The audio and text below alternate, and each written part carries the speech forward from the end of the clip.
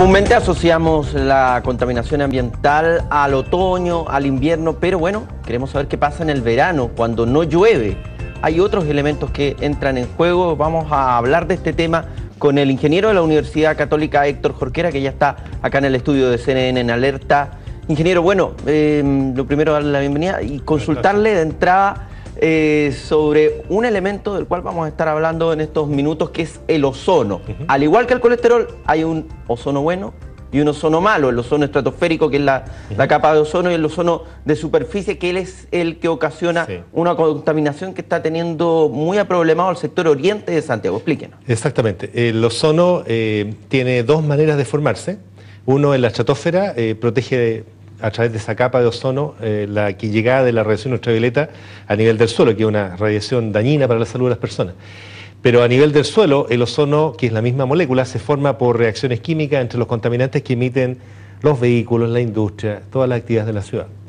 Entonces el problema está en que el ozono causa daño a la salud de las personas, y en el caso particular de Santiago, en el sector nororiente, siempre ha estado, desde que se ha medido en los últimos 20, 25 años, de que se tiene medición en Santiago, ha sido muy alto el nivel de ozono en ese sector, y eso causa problemas a la salud de las personas.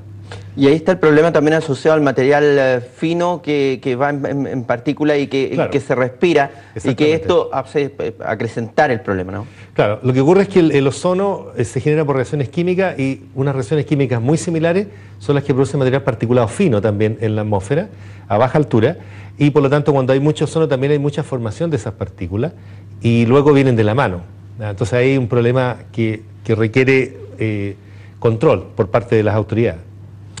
La radiación solar es importante en todo este proceso, y también la dirección del viento, porque usted se preguntará en la casa, bueno, ¿qué pasa? Que es Las Condes, que es el sector oriente el que se ve afectado. Hay todo un proceso ahí que me gustaría que explicara Héctor. Claro, lo que ocurre es que durante el día, el viento en verano, en la época que hay calor, el viento sopla ascendiendo por la cordillera. Por lo tanto, toda la emisión de la ciudad se va yendo, toda la masa de contaminantes que se emiten en la ciudad se va yendo hacia el sector nororiente, y a medida que se va desplazando va reaccionando. Por lo tanto, como esa reacción requiere tiempo en formarse, el ozono finalmente, cuando llega al sector oriente, eso ya produce un máximo de impacto, generalmente alrededor del mediodía, que es cuando hay mayor radiación, y por lo tanto siempre el sector nororiente de Santiago está impactado en mayor cantidad por este gas. Hay ya 20 días en que se ha superado la normativa de calidad del aire en la zona nororiente de Santiago. ¿Cuáles son las proyecciones que manejan ustedes en la Universidad Católica que están poniendo al tapete? Normalmente cada año hay aproximadamente 80, 90 días al año en que se supera la normativa del ozono en el sector nororiente, en la estación Las Condes. Eso es una cosa recurrente en los últimos años, se ha mantenido. Ha costado mucho reducir ese impacto. Es una información que se conoce poco, fíjese, Héctor, y que ustedes están tratando de poner en la palestra. Al mismo tiempo, me gustaría saber cuáles son las medidas que se han implementado y cuáles son las que debieran implementarse ahora en más, ¿no? Ahora, primero, el ozono es complicado de reducirse porque tiene muchos ingredientes. Es como un guiso en que tú tienes muchas cosas que le puedes echar a la sopa y se te forma el guiso. En el caso del ozono necesitas tu combustión, que genera óxidos de nitrógeno, y por otra parte necesitas compuestos orgánicos volátiles que provienen de mucha actividad, del transporte, de la industria, del pintado de las calles, del uso solvente a nivel de las personas, de las empresas, etc. Por lo tanto es un tema complicado porque proviene de muchos lugares, de muchas fuentes, y normalmente con el desarrollo económico eso no disminuye en forma obvia, a no ser que se tomen medidas de control importantes. ¿Podemos tener un aumento de mortalidad prematura de la población si están expuestos a este tipo de...? Sí, exactamente. Mira, la normativa chilena reconoce que hay efectos de corto plazo en el ozono, como reducción de la capacidad pulmonar, más consultas médicas específicamente por la gente que tiene más bien asma diagnosticada, cosas como esa. Pero también los estudios internacionales han encontrado que hay una asociación entre el ozono y la mortalidad prematura de la población, particularmente los adultos mayores, asociado a la época en que hay mayores temperaturas. Y eso está bastante documentado en países de Europa y de Estados Unidos.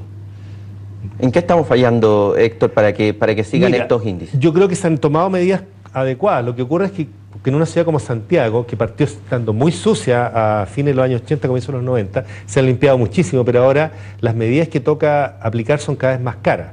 Por ejemplo, se estuvo hablando hace poco en las noticias acerca de aplicar una tarificación vial a los vehículos para circular por las calles cuando hay congestión. Ya se están aplicando más impuestos a los vehículos para reflejar un poco el hecho de que ellos contribuyen a generar estas sustancias que producen ozono en la atmósfera de una ciudad. Por lo tanto, se han tomado medidas, pero las medidas no han sido capaces de seguir reduciendo el ozono en forma importante. Todavía tenemos esta excedencia de niveles de ozono en el sector oriente.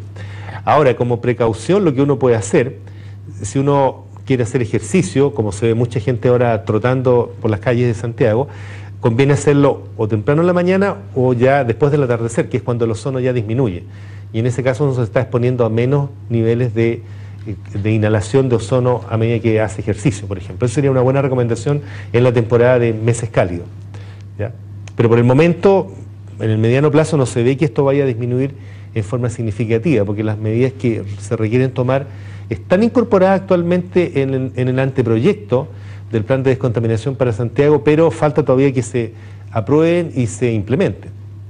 Es un tema pendiente, digamos. Y el tiempo es oro, me imagino, en este tipo de materias, porque se van sumando episodios, se van sumando días claro, y no por poner un ejemplo, se han hecho estudios en zonas de California que tienen un clima muy parecido a Chile, y se ha encontrado que los niños que crecen en este ambiente con niveles de ozono importantes, como los que nosotros vemos en el sector nororiente, terminan cuando llegan a adultos con una menor capacidad pulmonar. Eso está demostrado científicamente. Por lo tanto, lo que tenemos ahora acá es una situación en que potencialmente tenemos un segmento de la población que ya creció en una situación de mucha exposición a ozono y que probablemente, de acuerdo a los estudios internacionales, tiene una disminución de su capacidad pulmonar, que eso lo va a acompañar por toda su vida, porque una vez que tú tienes tu función pulmonar desarrollada cuando ya eres adulto, después con la edad solamente te puede disminuir, no te puede aumentar, digamos.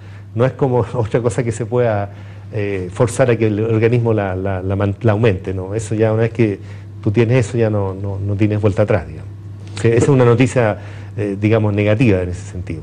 Profesor Jorquera, gracias por estar esta noche acá en los estudios de CNN Chile, traernos este tema. Vamos a estar muy pendientes de las soluciones que puedan ir emanando de las distintas investigaciones y también las medidas que pueda tomar la autoridad. Por supuesto. Gracias a ti. Nosotros vamos a una pausa y ya volvemos con el recorrido de las noticias, como siempre acá en CNN en Alerta.